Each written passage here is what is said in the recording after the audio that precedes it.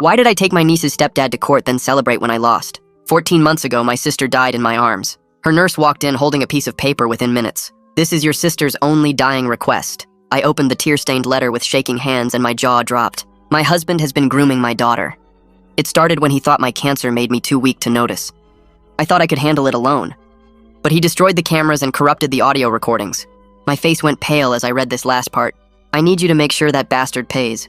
Kill him if you have to. You know my address. I went to the bathroom and splashed cold water on my face. I always told my sister I would do anything for her. That doesn't change because she's dead. I immediately drove to her house where my 10-year-old niece was sitting on the porch, her backpack already packed. Her stepfather stood blocking the doorway, his arms crossed. She's not going anywhere. I'm her legal guardian. My niece stood frozen behind him, 10 pounds lighter than when I'd last seen her. The door slammed shut. Through the window, I watched him lead her upstairs, his hand gripping her wrist. I filed for emergency custody the next morning, but his lawyer was already prepared. My client is concerned about the uncle's mental stability following his sister's death, he argued. She's been stalking the family. The judge granted me supervised visits only, 2 hours monthly at a community center. My first visit wasn't for 3 weeks. When I finally saw her, she'd lost more weight. Dark circles made her look hollow. I don't sleep good, she whispered while we played checkers. He checks on me a lot at night. The supervisor wrote something down. My niece immediately went quiet. That's when my lawyer started building our case. I hired a private investigator to gather intel. I learned about his ex-wife who fled to a different country with their young daughter, learned about his involvement in the corn industry, and slowly the tables were turning. 3 weeks later, the stepfather confronted me at a grocery store. I know what you're doing, he said calmly. Stop following me or you'll never see her again. My investigator approached me that night, 12 weeks before the trial. He threatened my family, he explained. I'm sorry, but I can't do this. He took all the files he'd gathered with him. My niece's teacher called me secretly a week later. She fell asleep in class and had a nightmare. She was screaming, please don't, I'll be good. I brought this information to my lawyer, but the stepfather had already gotten to the school. The teacher visited us and officially recanted everything with 10 weeks to trial. My niece was pulled from that school the next day, enrolled somewhere that wouldn't tell me. During my next visit, everything was different. Everything is fine at home, she said robotically. He takes good care of me. She'd been coached. When the supervisor stepped away briefly, she quickly lifted her sleeve, bruises shaped like fingers. The supervisor returned before I could photograph them. I started driving by their house at night 8 weeks before trial. I'd parked down the street and watched as her bedroom light stayed on until dawn. Sometimes I'd see him enter her room at 2, 3 in the morning. I called police for welfare checks, but he'd charm them every time. Concerned uncle making trouble, they'd write in their reports. Child appears well cared for. 2 months in, she'd stopped eating almost entirely. During a visit, she gave me a drawing when the supervisor was distracted. It showed a stick figure girl getting smaller and smaller until she disappeared completely. That's me, she whispered. I tried submitting it as evidence, but his lawyer called it childhood imagination. With 6 weeks to go, we had nothing. That's when I made the drastic choice and broke into their house while they were at a doctor's appointment. I found her diary under loose floorboards. The entries progressed from I miss mommy to he comes in my room to I want to disappear. The last entry was just help, written over and over. I photographed everything but couldn't use it without admitting to breaking in. During what would be my last visit before trial, she hugged me and whispered quickly.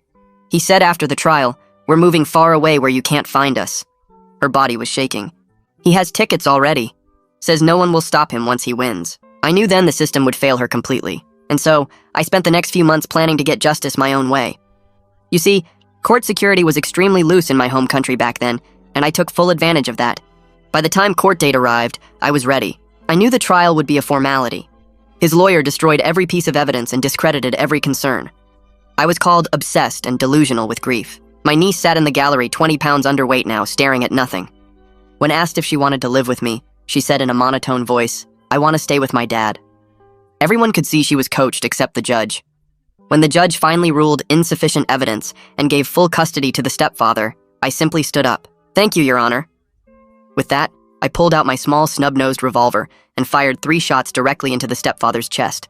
He started bleeding out as security tackled me, and when I was put in handcuffs, I knew this was far from over.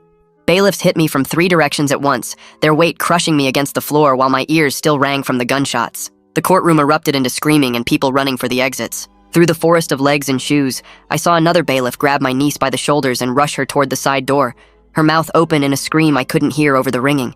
The stepfather lay maybe 10 feet away, blood spreading across his white shirt in dark circles that kept growing. Someone was shouting for a medic. Someone else was yelling at people to clear the room. my face pressed against cold tile that smelled like floor cleaner. A knee dug into my back between my shoulder blades. Hands yanked my arms behind me and metal cuffs bit into my wrists. The hollow calm I'd felt when I pulled the trigger was still there, like I was watching all this happen to someone else. A bailiff pulled me up to my knees, and I saw the stepfather's lawyer kneeling next to him, pressing something against the chest wounds. The judge had disappeared from the bench. My niece was gone through the side door. People in suits were crouched behind benches like they thought I had more bullets. I didn't. The revolver lay on the floor where I'd dropped it after the third shot. They hauled me to my feet and shoved me toward a door behind the judge's bench. My legs worked but felt disconnected from my body. A bailiff who looked maybe 25 kept one hand on my shoulder, not rough but firm, guiding me through a narrow hallway with beige walls. We passed paramedics running the other direction with a stretcher and medical bags. One of them had blood on his hands already. The young bailiff said something about child welfare being called for my niece, his voice quiet like he was trying to be kind. I wanted to tell him she needed protection from everyone who'd failed her up until now. I wanted to explain that the system had just given her back to a predator, but my mouth wouldn't form words. My tongue felt thick and my throat was closed up tight. We went through another door and down some stairs. The bailiff kept his hand on my shoulder the whole time. His radio crackled with voices talking about securing the scene and getting witness statements. Someone said the shooter was in custody. That was me. I was the shooter now. The holding cell smelled like a mix of strong cleaner and old sweat that had soaked into the concrete. They sat me on a metal bench bolted to the wall. A female officer with gray hair pulled back tight started going through my pockets. She took my wallet, my keys, my phone. She put everything in a clear plastic bag and wrote my name on it with a black marker. Another officer picked up the empty revolver from where someone had brought it down and sealed it in an evidence bag. The female officer told me to stand up and take off my belt. I did. She took my shoelaces too, pulling them out of my sneakers one hole at a time. She had me sit back down and started reading from a card in a flat voice that said, I had the right to remain silent. I nodded at each question she asked. Did I understand these rights? Yes. Did I want to waive these rights and talk to them? Number. She wrote something on her clipboard. The whole time I kept seeing my niece's face as they rushed her out of the courtroom, the terror in her eyes. I'd meant to save her, but I'd just given her a new nightmare to add to all the others. Detective Van McDermott showed up maybe an hour later. He looked tired, like he'd been working all day before this happened. Coffee stains marked the front of his wrinkled dress shirt. He pulled up a metal chair and sat down across from me, setting a notebook on his knee. He introduced himself and said he was investigating what happened in the courtroom. His tone was professional but not mean. He asked if I wanted to talk about what happened and why I did it. I looked at him directly and said I wanted a lawyer. He nodded like he'd expected that answer. He closed his notebook and stood up, tucking his pen into his shirt pocket. Before he left, he told me they'd be processing me soon and moving me to county jail. His eyes weren't angry or disgusted, just tired. Like he'd seen too much of people doing terrible things for reasons that made sense to them, but not to anyone else. The door clanged shut behind him. I sat on the metal bench and stared at the gray wall across from me. My hands were shaking now, even though they'd been steady when I pulled the trigger. Around midnight, a different officer came to the cell, a younger guy with a thick neck. He stood outside the bars and told me the stepfather was in surgery at County General with critical condition from the chest wounds. My stomach twisted up with this sick mix of relief that he might die and fear about what would happen to me if he did. The officer watched my face carefully while he gave me the news. He was probably looking for remorse or guilt or something that showed I understood what I'd done. I didn't feel those things yet. I felt empty and cold, and like my body was still separate from my brain. The officer wrote something on a clipboard and walked away. I lay down on the bench even though it was too narrow and uncomfortable. The fluorescent light stayed on all night. I didn't sleep. I kept seeing the moment over and over. Standing up when the judge ruled against me, saying thank you to her. Pulling out the gun. The stepfather's face when he realized what was happening. The sound of the shots. My niece screaming. It played on repeat behind my eyes every time I closed them. Morning came with another officer bringing me to a small room with a video screen. A judge appeared on the screen. An older woman with glasses and a serious expression. She explained in a clear voice that I wasn't getting bail because I'd shot someone in a courtroom. A public defender stood next to the screen taking notes on a yellow pad. He had thinning brown hair and a cheap suit. He told me this was expected given the circumstances. The judge said I was looking at murder charges if the stepfather died, attempted murder if he survived, plus weapons charges for bringing a gun into court. The whole thing took maybe 10 minutes. The judge asked if I understood the charges. I said yes. She set a date for my next appearance and the screen went black. The public defender said someone from his office would be in touch soon. He gathered his papers and left. An officer took me back to the holding cell. My arraignment was over. My life as I knew it was over too. Back in holding, a guard came and brought me to a different small room. A man in his early 30s sat at a metal table with a worn briefcase open in front of him. He had serious dark eyes and introduced himself as Nathaniel Elliott, my assigned public defender. He got right to business. laying out file folders on the table between us. He said he wasn't going to sugarcoat anything because I needed to understand the reality. I was facing decades in prison. Our only hope was building context for sentencing, not avoiding conviction. There was no path where I walked away from this. The best we could do was try to reduce how long I'd be locked up. He asked me to tell him everything, starting with my sister's death and the letter she left. His pen moved across his notepad as I talked. He didn't interrupt or judge. When I finished, he closed his notebook and looked at me with those serious eyes. He said we had a lot of work to do and not much time to do it, but he'd fight for me as hard as he could within the limits of what the law allowed. Nathaniel opened another file and told me a woman named Geraldine Ward from CPS had already been assigned my niece's case. She was arranging emergency placement because my niece couldn't stay at the house where the abuse happened, and I obviously wasn't an option anymore since I was in jail for murder. He explained they'd do something called a forensic interview with her soon, where trained people would ask her questions about what happened at home. If she disclosed abuse, it could provide some context for why I snapped, though it wouldn't make the shooting legal. Nothing would make it legal. I'd still killed someone. But context might help at sentencing.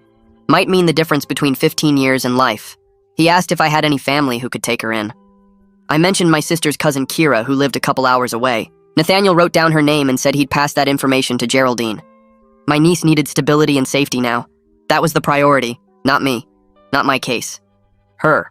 On day 2, Nathaniel came back with news. The nurse who'd given me my sister's letter had contacted the police. She was willing to testify about the chain of custody. She'd kept a copy of the letter and documented the exact time she handed it to me. This proved I had reason to believe abuse was happening. It wasn't much, but it was something real. It established that my sister tried to warn someone with her dying breath. Nathaniel said this testimony would be crucial for building our context argument. It showed I didn't just snap randomly. I had credible information from my dying sister that her daughter was harmed. The prosecution would argue I should have gone through proper channels. We'd argue I tried and the system failed. Neither argument would get me out of prison, but one might reduce how long I stayed there. Nathaniel left me copies of the nurse's statement to review. I read my sister's words again in the nurse's careful handwriting, her fear, her desperation, her plea for me to protect her daughter. I'd done what she asked. Now I'd pay the price. On day 3, an officer came to my cell in the afternoon. He stood outside the bars and watched my face carefully. He said the stepfather had died from his injuries without ever waking up. My chest got tight with this weird combination of relief and horror hitting me at the same time. Relief that he couldn't hurt my niece anymore. Horror that I'd actually killed someone. That I'd taken a life. The officer kept watching me, probably writing a report later about how I reacted to the news. I didn't cry or celebrate. I just nodded and said okay. He left. I sat on the bench and stared at my hands. These hands had ended a person's life. Within an hour, Nathaniel called the jail, and they brought me to a phone room. He confirmed the stepfather was dead, and the charges were being upgraded to second-degree murder. My sentencing range just jumped from maybe 8 to 12 years to 15 years to life. The stakes had changed completely. This wasn't attempted murder anymore. This was actual murder. I'd killed him. He was dead because of me. Nathaniel's voice on the phone was calm and steady. He said we'd deal with this. We'd build the strongest possible case for sentencing. But I needed to prepare myself for a long time in prison. A very long time. I hung up the phone, and an officer took me back to my cell where I'd spend the next however many months waiting for trial. Within days, the news broke everywhere. Local stations ran stories with my mugshot next to courthouse footage. The headlines called me vigilante uncle and courtroom killer, depending on which outlet you looked at. Online comment sections split between people saying I did what needed doing, and others calling me a murderer who scared a kid even worse. Someone posted the whole custody case timeline on social media, and suddenly everyone had opinions about what I should have done differently. Nathaniel showed up on day 5 with a folder full of printed articles and told me to stop asking guards about news coverage. He said public opinion meant nothing in court, only evidence and law mattered. I wanted to know if people understood why I did it, but he cut me off and reminded me that jury selection would handle public perception later. What mattered now was building our case with facts. The media circus would die down eventually, and we needed to focus on legal strategy, not headlines. I nodded but kept thinking about my niece seeing those articles someday, and what she'd think of me. The next morning, a court officer delivered papers through my cell slot. The judge issued protective orders preventing any contact between me and my niece, not even letters or phone calls allowed. Nathaniel explained this during our next meeting, saying it was standard procedure when someone commits violence in a child's presence regardless of motive. The court viewed me as potentially dangerous to her now, even though I'd been trying to protect her. He also mentioned the prosecutor was considering a gag order to prevent me from talking to media, though he said I should stay silent anyway since anything I said could hurt our case. I asked if the protective order was permanent, and he said it would stay in place at least through trial, and possibly longer depending on sentencing. The reality hit that I might never talk to her again, never explain why I did what I did, never hear her voice. I'd killed someone to save her, and now I was legally barred from ever being near her. Nathaniel pulled out his notes from our previous meetings and started reviewing everything I'd told him about gathering evidence before the shooting. His face got tight and serious when I described breaking into their house to find the diary. He set down his pen and explained that anything I found during that illegal entry couldn't be used in court and might even get me additional charges for burglary. I'd sabotaged my own case by acting like I was above the law, even though I was trying to save her. The diary photos I took were inadmissible, and mentioning them to police could lead to more criminal charges. He asked if I told anyone else about the break-in, and I said no, just him. He nodded and said we'd never mention it again, pretend it never happened, because bringing it up would only hurt me legally. All that risk I took finding her diary, and it couldn't help her at all now. Meanwhile, Geraldine moved my niece out of that house the same day the stepfather died. She went to an emergency shelter for abused children, while CPS identified appropriate placement options. Nathaniel got word through official channels that they were scheduling a forensic interview, where trained specialists would ask her about what happened at home. These interviews use specific techniques to help kids disclose abuse without leading questions or pressure. I was desperate to know what she'd say, whether she'd finally tell someone the truth now that he couldn't threaten her anymore. But Nathaniel explained I wouldn't hear details because of the protective order and the ongoing investigation into my case. The interview results would go to CPS and possibly the prosecutor, but I was cut off from that information. All I could do was hope she felt safe enough to talk and that someone would finally listen to her properly. Detective Van started building a case around the abuse allegations using the nurse's letter as his starting point. He tracked down the teacher who'd originally called me about my niece's nightmare and got her to provide another statement now that the stepfather was dead and couldn't retaliate. Van applied for search warrants to examine the house, digital devices, and financial records for evidence of grooming behavior. Nathaniel said Van seemed genuinely invested in uncovering the truth rather than just closing my case quickly. Most detectives would focus only on the shooting itself, but Van was digging into why it happened. He was treating the abuse allegations seriously, instead of dismissing them as my delusion. This gave me the first real hope that someone in the system might actually prove what that man did to her. The judge held a hearing on Van's warrant application and granted a limited search for evidence related to the planned relocation and materials suggesting ongoing abuse. It wasn't as broad as Van wanted, but it allowed his team to examine computers, phones, and documents related to travel plans. Nathaniel reminded me this investigation was separate from my criminal case, and even if they proved abuse happened, I still committed murder. The best outcome would be context for sentencing, not avoiding conviction. I understood but still felt relief that someone was finally investigating properly. Van's team executed the search warrant 2 days later and found printed tickets showing the stepfather and my niece were scheduled to fly to another state 3 days after the custody hearing. There was also a lease agreement for an apartment in that state starting the following week. First and last month's rent already paid. Nathaniel called this consciousness of guilt, explaining that the stepfather was planning to run with her before anyone could investigate properly. The plane tickets and lease proved he knew people were getting suspicious and wanted to disappear with her where I couldn't find them. This evidence supported everything my niece had whispered to me during that last visit about moving far away. It showed I'd been right to worry he'd take her somewhere beyond reach. Van tracked down the ex-wife who'd fled to Canada years ago with their daughter. She'd been hard to locate because she'd changed her name and moved provinces multiple times. When Van finally reached her and explained what happened, she agreed to provide a sworn statement via video conference. She described similar patterns of control and inappropriate behavior that made her fear for her daughter's safety years ago. Her testimony established he'd done this before with another child, showing a pattern of predatory behavior across multiple victims. Nathaniel warned this might not be admissible in my trial since it was prior bad acts, but it strengthened the overall picture of who this man really was. The ex-wife's statement proved I wasn't crazy or grief-deluded when I believed my sister's letter.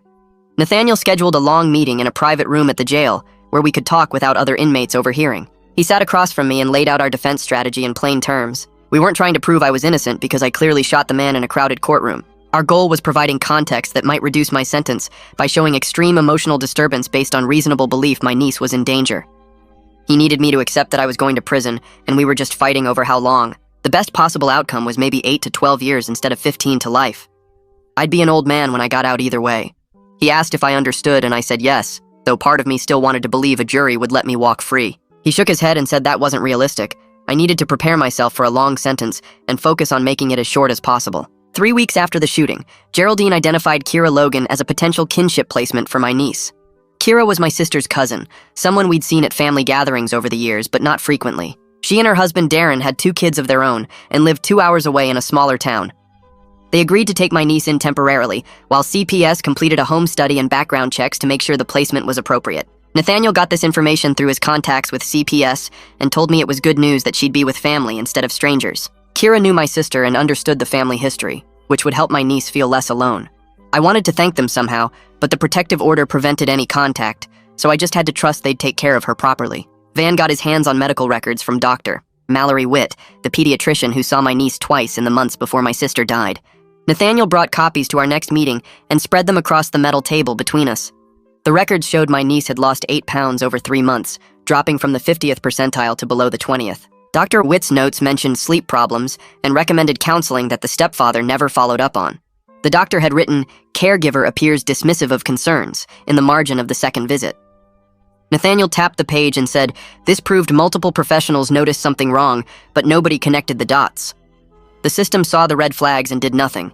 Laurent Bates, the forensic tech going through the stepfather's devices, found something that made my chest tight when Nathaniel told me about it. Cloud storage receipts showed purchases of small cameras and audio recording equipment from 6 months before my sister's diagnosis.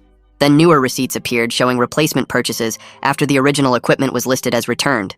The dates matched up almost exactly with when my sister wrote in her letter about destroyed cameras. Laurent told Van the shopping pattern suggested the stepfather knew someone was watching him and took steps to cover his tracks. He'd bought the gear, got caught, destroyed it, then bought new equipment to keep monitoring for anyone else trying to gather evidence. The teacher who originally reported my niece's nightmare reached out to Van directly through an email to the detective's office address. She said she wanted to give a formal statement reversing her earlier recantation. Van met her at a coffee shop with her union representative sitting right there the whole time. She explained how the stepfather's lawyer had called the school administration and threatened legal action for defamation. The principal pulled her into his office and strongly suggested she walk back her concerns if she wanted to keep her job. Van recorded her new statement on his phone with her permission, creating an official record of what she actually witnessed. She described my niece screaming in her sleep during class, the specific words about being good, and how the child had looked terrified when she woke up. Another inmate in my cell block started trouble 3 weeks into my stay. He was in for assault, a big guy with tattoos covering his arms who'd heard through the jail gossip what I was locked up for. He cornered me during rec time near the basketball court and got in my face. He called me a child killer who scared a little girl and said people like me didn't deserve to breathe. My hands balled into fists and every muscle in my body wanted to swing. But I thought about Nathaniel's warnings and forced myself to turn around and walk away. The guy shoved my back, but I kept walking toward the guard station. 2 officers separated us and wrote up the incident. Nathaniel came by the next day and told me staying calm was exactly the right call. I needed to show I could control myself now, even if I couldn't in that courtroom. Any fight would get used against me at sentencing to prove I was violent and dangerous. Nathaniel spent our next meeting warning me about the jail phone system. He leaned forward and spoke quietly, even though we were alone in the attorney room. Every single call I made was recorded, and prosecutors would listen to all of them looking for anything useful. He told me to assume someone was always listening, and to avoid discussing any details about the abuse or my actions. I couldn't talk about my niece or what I believed happened to her. I felt trapped by the silence, wanting to tell someone, anyone, about what that monster did to her. But Nathaniel was firm that protecting her now meant keeping my mouth shut completely. Anything I said could hurt the case or worse, hurt her by dragging her through more legal proceedings. Adelia Stokes showed up at my cell door on a Thursday morning with a clipboard and a kind smile. She introduced herself as a therapist who worked with the jail and said she'd be meeting with me weekly to document my mental state.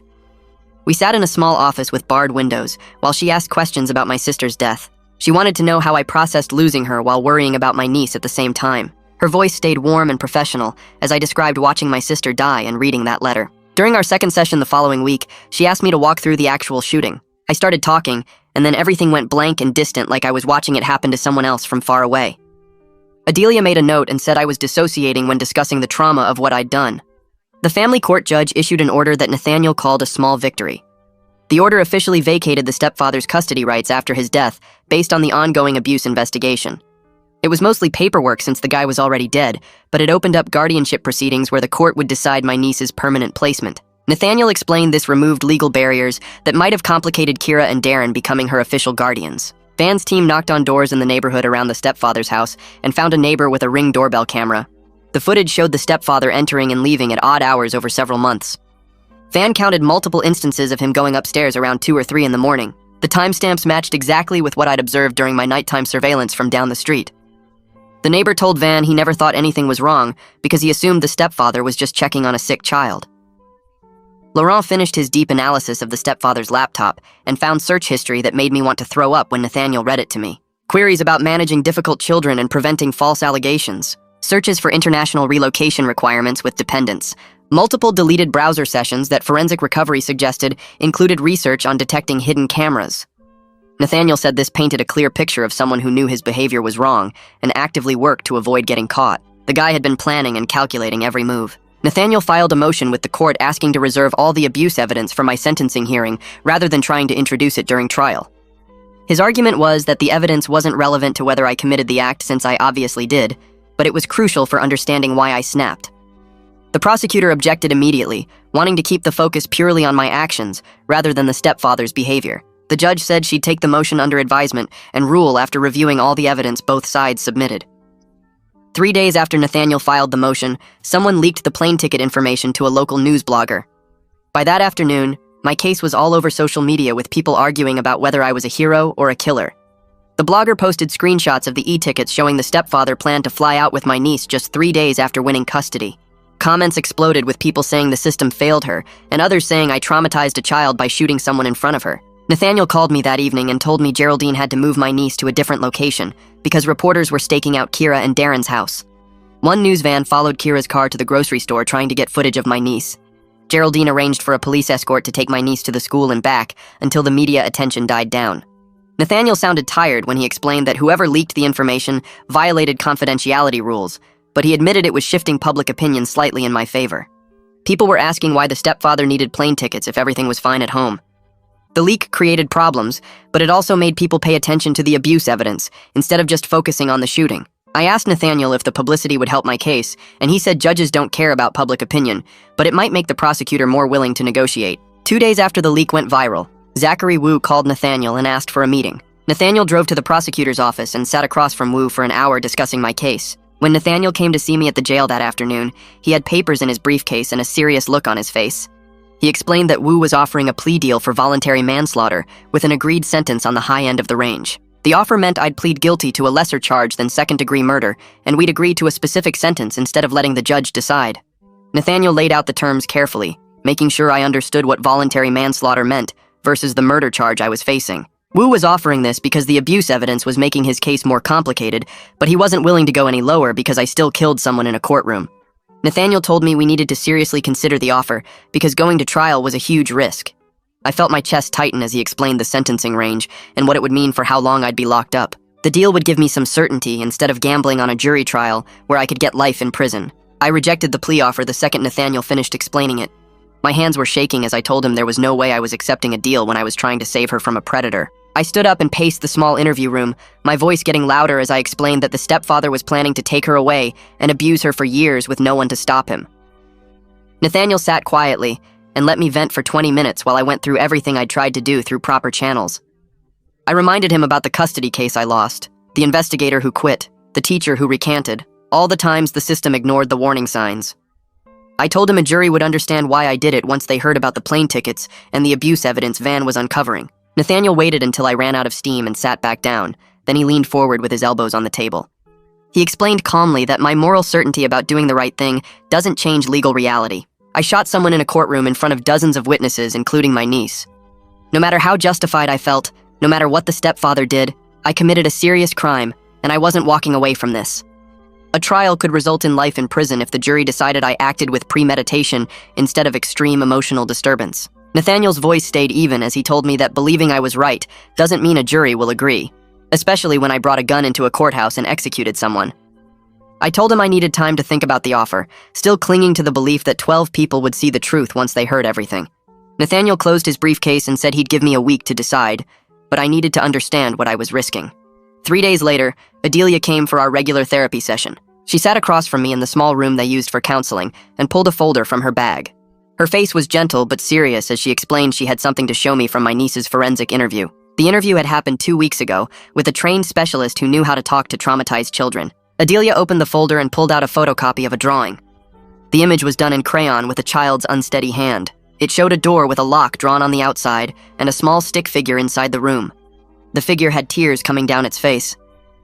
Adelia explained that the therapist who did the interview filed a mandated report based on this drawing and other things my niece disclosed during their conversation. I stared at the photocopy, seeing my sister's daughter's fear translated into simple crayon marks on paper. The lock was on the outside of the door. She'd drawn herself trapped inside. Something broke in my chest as I looked at that small figure with tears, understanding that this was how she saw herself during those months. Adelia watched my face carefully and made notes about my reaction. I couldn't stop staring at the drawing, thinking about how she'd picked up those crayons and tried to show someone what was happening to her. The therapist had understood what the drawing meant. They'd filed the report. The system was finally listening, but only after I'd already shot the stepfather. I folded my hands on the table to stop them from shaking. That same week, Van executed a second search warrant specifically targeting the hidden compartment that Fletcher Gonzalez had mentioned. Van's team went back to the stepfather's house with tools to carefully open the floorboards in my niece's room. They photographed everything before touching it, documenting the exact location and condition of the compartment. Inside, they found packaging and parts from camera equipment, but no intact devices or storage cards. There were empty boxes that had held small cameras, instruction manuals, and USB cables. Laurent took everything back to the lab and analyzed the serial numbers on the packaging. He determined the equipment had been purchased over a period of 8 months, with the most recent purchases happening right after my sister died. Laurent's report concluded that the stepfather likely destroyed the actual recording devices after my sister confronted him about the cameras. The packaging proved he'd bought the equipment, but there was no way to recover what he'd recorded since the devices themselves were gone. Van called Nathaniel and explained that this evidence was frustrating because it built the pattern of predatory behavior without giving them actual proof of what the stepfather had done. Nathaniel told me the packaging and parts were still valuable because they corroborated my sister's letter about destroyed cameras. It showed the stepfather had the means to record my niece and that he'd taken steps to eliminate evidence when he got caught. The pattern was becoming clearer, even without the smoking gun we'd hoped to find. The following week, CPS filed a petition to posthumously terminate the stepfather's parental rights based on substantiated abuse findings from their investigation. Nathaniel explained this was mostly a legal formality since the stepfather was already dead, but it created an official record that the state found credible evidence of harm. The petition went through family court, where a judge reviewed all the evidence Van and Geraldine had gathered. The judge signed an order finding that the stepfather had abused my niece and that his parental rights would have been terminated if he were still alive. This order went into the official court record and the state database. Nathaniel brought me a copy of the order, and his face was more relaxed than I'd seen in weeks. He explained this record would be crucial during my sentencing because it validated my belief that my niece was in real danger. The court was officially acknowledging that the abuse happened and that the stepfather posed a threat to her safety. It wasn't enough to make my actions legal, but it proved I wasn't acting on paranoid delusions or grief-driven fantasies. The state itself was saying my sister's warning letter was accurate. Around the same time, Nathaniel scheduled an interview with the nurse who'd given me my sister's letter. He drove to the hospital where she still worked and sat down with her in a conference room. The nurse pulled out a file she'd kept with detailed notes about my sister's concerns in the weeks before her death. She documented conversations where my sister talked about suspecting her husband was hurting their daughter. The nurse had written down specific dates and times when my sister mentioned trying to gather evidence. During the interview, the nurse also mentioned that my sister had talked about a diary where her daughter wrote about what was happening at home. Nathaniel's face went pale when he heard this. He came to see me that afternoon and asked directly if I knew anything about a diary. I admitted I'd found it during my break-in and photographed the pages. Nathaniel closed his eyes and took a deep breath before explaining that this was exactly the kind of illegally obtained evidence that could backfire on us. The diary existed and corroborated everything else, but because I'd broken into the house to find it, we couldn't use it in court. Worse, if the prosecutor found out about the break-in, he could file additional charges against me. Nathaniel told me we had to hope the diary stayed hidden and that we could build our case without it. 2 days after that conversation, Fletcher Gonzalez contacted Van directly. Fletcher had been watching news coverage of my case and recognized the address of the house where he'd done work 2 years ago. He called the detective's office and explained that he'd installed a custom floorboard compartment in my niece's room at the stepfather's request. Fletcher remembered the job clearly because the stepfather had been very specific about wanting a hidden space that looked completely normal from above. Fletcher had thought it was for storing valuables or important documents. He'd built the compartment with a pressure release opening that you couldn't see unless you knew exactly where to press. Fletcher's testimony gave Van a legal pathway to search that specific location without relying on my illegal entry. Van took Fletcher's statement and had him sign an affidavit describing the work he'd done. The contractor's independent knowledge of the compartment meant Van could get a warrant based on legitimate information instead of anything I'd discovered during my break-in. Van took Fletcher's affidavit to a judge and got a warrant for the floorboard compartment based on the contractor's statement. Van's team went back to the house a third time and used Fletcher's instructions to open the hidden space. Inside, they found fiber evidence and imprints in the wood suggesting something had been stored there recently, but the space was now empty. Laurent examined the fibers under a microscope and found they matched materials commonly used in journal or notebook bindings. He measured the imprints in the wood and determined the patterns matched a journal-sized object that had been stored there for an extended period. It wasn't the diary itself, but it proved something matching a diary's size, and shape had been hidden in that exact spot and recently removed. Laurent's report supported my account of finding a diary there without the prosecution being able to prove I'd broken in to get it. Van called Nathaniel and explained that the evidence showed the stepfather had hidden something in a secret compartment in his stepdaughter's room, which was suspicious behavior that fit the pattern of someone concealing abuse. The day after Van found the fiber evidence, Zachary Wu called Nathaniel again. This time Wu's tone was harder and less friendly than before. He told Nathaniel he was giving me one more chance to take a plea deal before he threw everything possible at me. Wu threatened to add a firearm enhancement to my charges that would add years to my sentence if I went to trial. The enhancement applied because I'd brought a gun into a courthouse, which was a separate crime on top of the killing itself. Wu said he was done negotiating, and if I didn't accept a deal in the next week, he'd make sure I got the maximum sentence possible. Nathaniel met with me that afternoon and explained that this was standard prosecutor pressure tactics. Wu was feeling the heat from the abuse evidence, but he was also genuinely prepared to make an example of me if I forced him to trial. Nathaniel's voice was serious as he told me the threat about the firearm enhancement was real. Judges really don't like courtroom violence because it undermines the entire justice system. If I went to trial and lost, the judge could easily give me the maximum sentence to send a message that you can't take the law into your own hands, no matter what your reasons are. I sat in that interview room staring at the concrete wall, finally understanding that my belief in doing the right thing might cost me the rest of my life in prison. Nathaniel reviewed my jail call logs the following week and told me the records showed I'd followed his instructions perfectly. Every conversation I'd had was about basic things like how I was doing or what books I was reading, nothing about the case or my niece. The guards submitted reports saying I'd avoided all fights even when other inmates tried to start something, and I'd followed every rule without complaint. Nathaniel explained this documented behavior would help at sentencing because it proved I could control myself when I wasn't in crisis mode. The prosecution would try to paint me as dangerous and unstable, but these logs showed I was capable of following rules and making good choices. I sat across from him in the interview room and felt weird pride in something so basic as not getting into trouble. Meanwhile, Geraldine submitted her monthly report to the court about my niece's placement with Kira and Darren. The report noted she'd gained 3 pounds since moving in with them, which was good progress. But she was still underweight for her age. She had nightmares most nights and resisted bedtime, often staying awake until she was too tired to fight sleep anymore. The school counselor at her new school was providing weekly sessions, and my niece was slowly starting to talk about feeling scared at her old house. She wouldn't give details yet, but she'd said the stepfather made her feel bad, and she didn't like being alone with him. Geraldine wrote that progress was measured in small data points rather than big breakthroughs, and the placement was stable, even though my niece still had a long way to go. I read the report copy Nathaniel brought me, and felt relief mixed with guilt that she was healing while I sat in jail.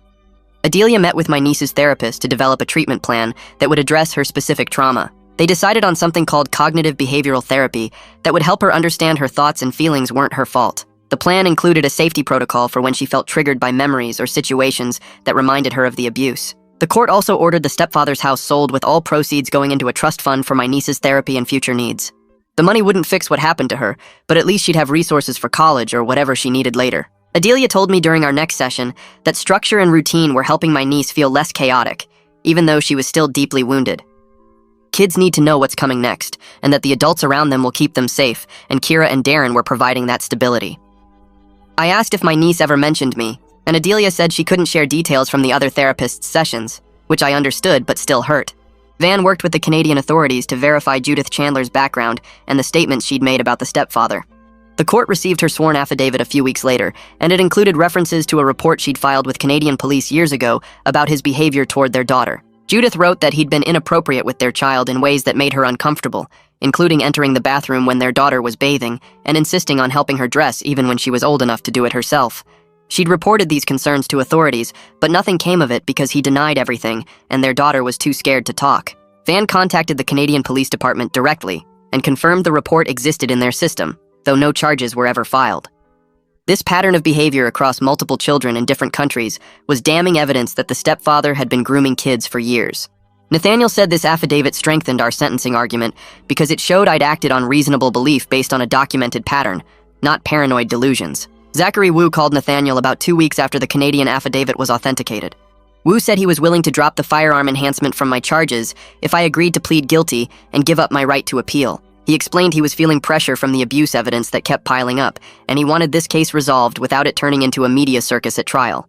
Nathaniel told me Wu was probably worried about losing public support if all the abuse details came out during a trial, and a plea deal would let him close the case quietly. Wu made it clear this was probably the best offer I'd get, and I needed to seriously think about whether fighting this was worth the risk of dying in prison. Nathaniel sat with me for over an hour going through the math of what a trial could mean versus accepting the plea. If I went to trial and lost, the judge could give me the maximum sentence just to make an example out of me for bringing violence into a courtroom. But if I took the plea, I'd have a defined sentence range and wouldn't risk spending the rest of my life locked up. Before I could even consider Wu's offer, Nathaniel said he wanted to negotiate one condition. He told Wu he needed informal promises that CPS would keep monitoring my niece's placement and therapy no matter what happened with my case.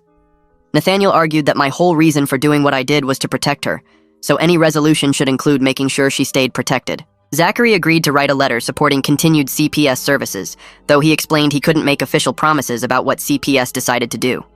It wasn't much, but it showed the prosecutor admitted my niece needed ongoing protection from the system. Nathaniel brought me a copy of Wu's letter, and I read it 3 times, looking for anything that felt like they were finally taking her safety seriously. The abuse investigation officially closed the following month with a finding of substantiated abuse. This meant CPS had reviewed all the evidence and determined there was credible proof the stepfather had harmed my niece. The finding got entered into the state database and became part of the permanent record that would follow any future background checks or investigations. Nathaniel explained this substantiation was as close to winning as I was going to get, because the system was officially admitting it had failed her. No criminal charges would ever be filed against the stepfather since he was dead, but the record would show he'd abused a child in his care. I felt strange satisfaction knowing that even though I'd go to prison, everyone would know I'd been right about what was happening to her. The family court held a hearing about my niece's placement and granted temporary guardianship to Kira and Darren. Geraldine would continue as the supervising caseworker, checking in regularly to make sure everything stayed stable. My niece would stay with them while permanent guardianship got finalized over the next few months through more court proceedings and home studies. Kira sent word through Nathaniel that my niece was safe and adjusting to her new school, making friends and sleeping better than before. This was the first real relief I'd felt since the shooting, knowing she had people who would protect her the right way. Nathaniel and I spent hours over several visits drafting my allocution statement for the plea hearing. This was the part where I'd have to stand in front of the judge and admit what I did while explaining why I did it. We worked on language that acknowledged I shot the stepfather while I was under extreme emotional problems after getting real information my niece was abused. The statement needed to be honest without sounding like I was making excuses, accepting responsibility while giving context for my actions. We went through probably 15 different versions before we found words that felt right. Zachary, Wu, and Nathaniel finally worked out the complete plea agreement after another week of back-and-forth negotiations. I'd plead guilty to first-degree manslaughter with extreme emotional problems, which carried a sentencing range of 8 to 20 years. It wasn't the voluntary manslaughter charge I'd hoped for, but it was way better than the second-degree murder charge that could have meant life in prison. Nathaniel explained this was actually a fair outcome, considering I'd killed someone inside a courtroom in front of dozens of witnesses. The judge would make the final sentencing decision within that range, but at least I knew the worst-case and best-case scenarios now. Nathaniel came back 2 days later with papers for me to sign. He sat across from me in the interview room and put his briefcase on the metal table. "I need you to understand what a trial means for your niece," he said quietly. "She'd have to take the stand and answer questions about what he did to her. Zachary would cross-examine her about the details. Defense would try to poke holes in her story. She'd have to relive everything in front of a courtroom full of strangers while you sit there watching." I felt my stomach turn over thinking about putting her through that. She was just starting to eat again, just starting to sleep without waking up screaming. Nathaniel slid the plea agreement across the table. "This protects her from that. You take responsibility, she doesn't have to testify, and she can keep healing without being dragged back into the worst parts." I picked up the pen and signed my name on every line he marked. The decision felt clear once I understood what saying no would cost her. The plea hearing happened on a Thursday morning 3 weeks later. Guards brought me into the courtroom in handcuffs and an orange jumpsuit. The judge sat behind her big wooden desk looking tired. Nathaniel stood next to me while the court reporter typed everything into her machine. Zachary stood on the other side looking professional in his suit. The judge asked if I understood I was giving up my right to trial by pleading guilty. "Yes, Your Honor," I said clearly. She asked if anyone had forced me or threatened me to take this plea. "No, Your Honor." She asked if I understood I was pleading guilty to first-degree manslaughter. "Yes, Your Honor." Then she asked me to explain what I did in my own words. I took a breath and said I brought a gun into the courthouse and shot my niece's stepfather 3 times in the chest, causing his death. My voice stayed steady while I said it. The judge asked if that was accurate, and Zachary said yes. The facts were not in dispute. She accepted my plea and set a date for sentencing. Before we left the courtroom, Nathaniel made a motion asking the judge to excuse my niece from having to appear at sentencing. He explained she was 10 years old and in therapy, and making her come to court would be harmful to her recovery. Zachary didn't object to the motion. The judge agreed immediately and said my niece would not be required to attend or provide any statement. She scheduled the sentencing hearing for 4 weeks out to give both sides time to prepare their arguments. I felt grateful for this small protection, knowing she wouldn't have to see me in chains or hear people talk about what I did. She needed to move forward without being pulled back into the courtroom where I'd shot someone right in front of her. Nathaniel squeezed my shoulder briefly before the guards took me back to holding. 4 weeks later, they brought me back for sentencing. The courtroom was more crowded this time with people I didn't know sitting in the gallery. Detective Van took the witness stand first, wearing his detective badge clipped to his belt. Zachary asked him about the investigation into the abuse allegations. Van explained that CPS had substantiated the abuse after conducting interviews and reviewing evidence. He described the plane tickets they found, the ex-wife's statement from Canada, the medical records showing weight loss and sleep problems. He talked about the camera equipment receipts and the neighbor's doorbell footage. "I want to be clear," Van said, looking at the judge. "I'm providing context, not justifying the defendant's actions, but the evidence supports that he had reasonable belief his niece was in danger." Zachary asked a few more questions, and then Nathaniel declined to cross-examine. Van's testimony lasted maybe 20 minutes, but it laid out everything we'd found. Then the nurse took the stand. She looked older than I remembered, with gray hair pulled back. Zachary asked her about my sister's final hours. The nurse described how my sister had been struggling to breathe, how she'd kept asking for me.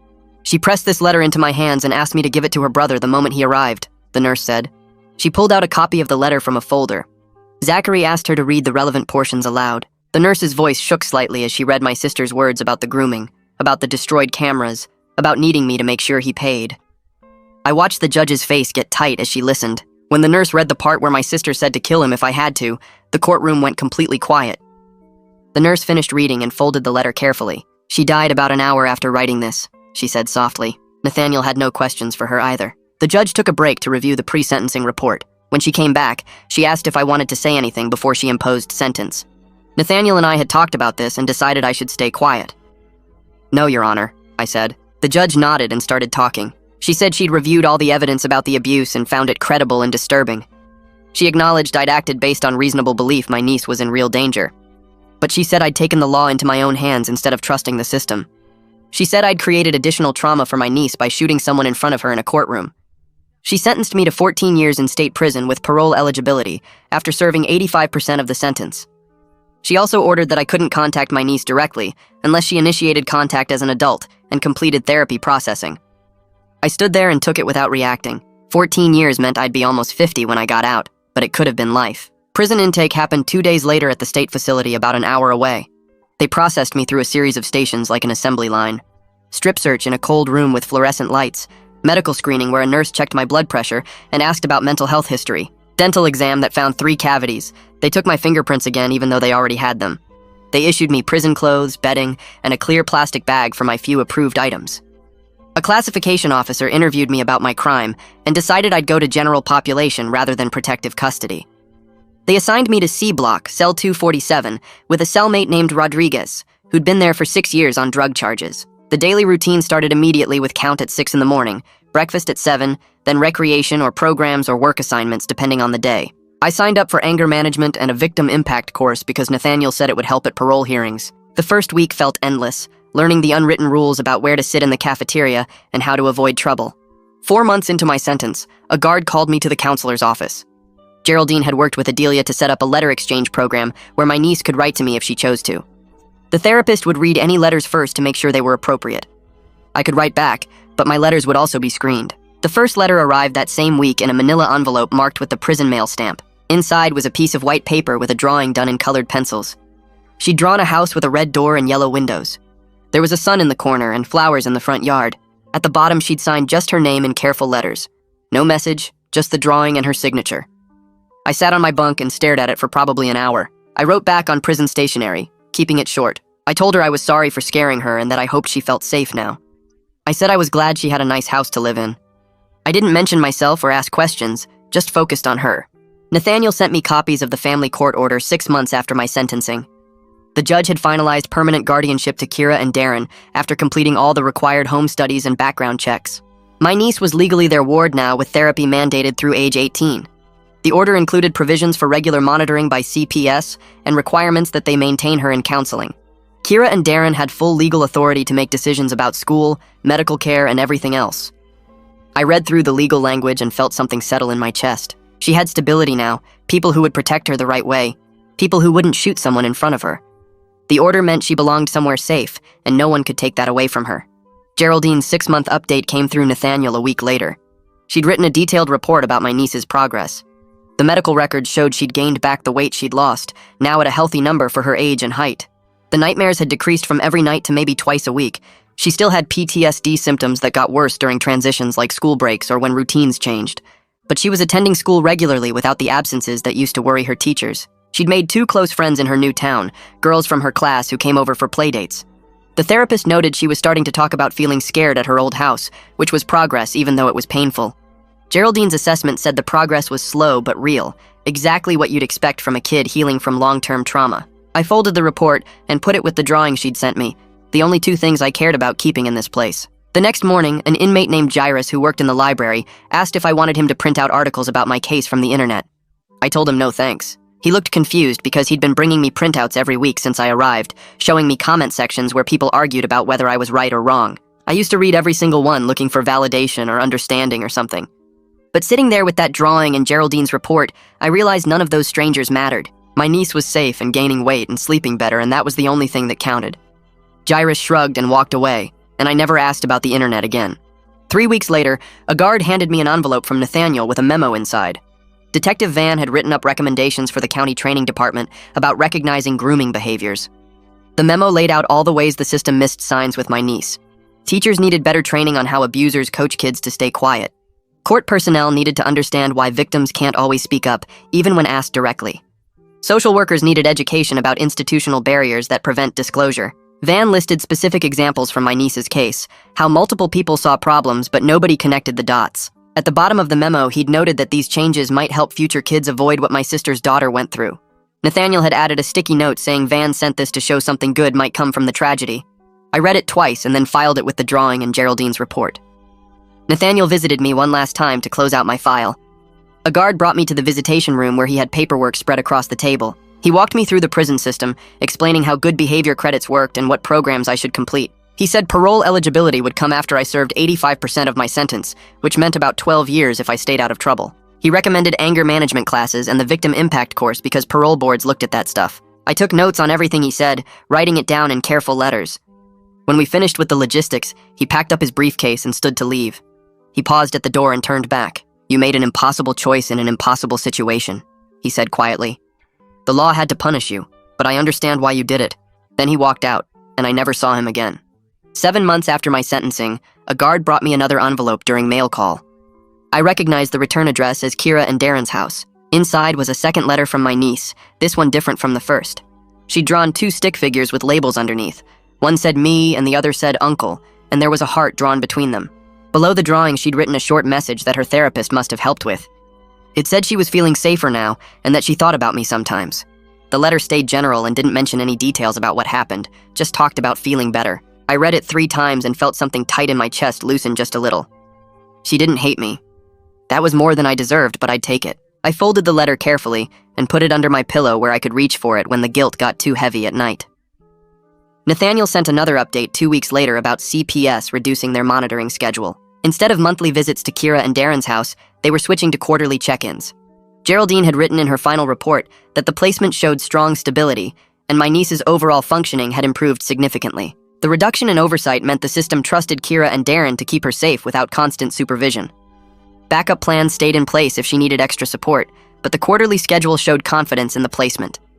I felt relief reading this, knowing she had people who were doing it right, and the system was finally backing off instead of interfering.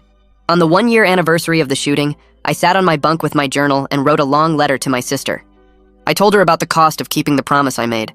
I described my niece's progress, the weight she'd gained back, and how her nightmares were less frequent. I wrote about the 14 years I'd spend locked up and how I'd be an old man when I got out. I explained the complicated truth that I stopped the harm, but created new trauma in the process. She saw me shoot someone. That violence would be part of her memory forever, mixed in with everything else. I wrote that I saved her from ongoing abuse but scarred her with what she witnessed in that courtroom. Writing it all out helped me accept that the answer wasn't simple or clean. There was no version of this where everybody came out okay. A request came through the prison mail system from a documentary filmmaker who wanted to interview me about the case. The letter explained they were making a film about vigilante justice and wanted my perspective. I read it once and threw it away. Instead, I filled out a form to send a package through the approved channel Geraldine had set up. I ordered a blank sketchbook from the prison commissary and had it mailed to my niece at Kira and Darren's address. I included a short note saying I hoped she'd fill it with happy drawings of her new life. It felt like the right thing to do, A quiet way to show I cared about her future without pushing myself into her healing process. She needed space to recover, and I needed to respect that. Sitting in my cell as the second year of my sentence began, I thought about how I lost in court, but stopped the harm that was destroying her. The future stretched out unclear and long. I'd be almost 60 when I got out, assuming I made parole on the first try. But my niece was gaining weight and sleeping better and learning she was safe with people who knew how to protect her properly. It wasn't the ending I imagined when I pulled that trigger in the courtroom. I'd pictured something cleaner, more triumphant maybe. But she was alive and healing, and that had to be enough.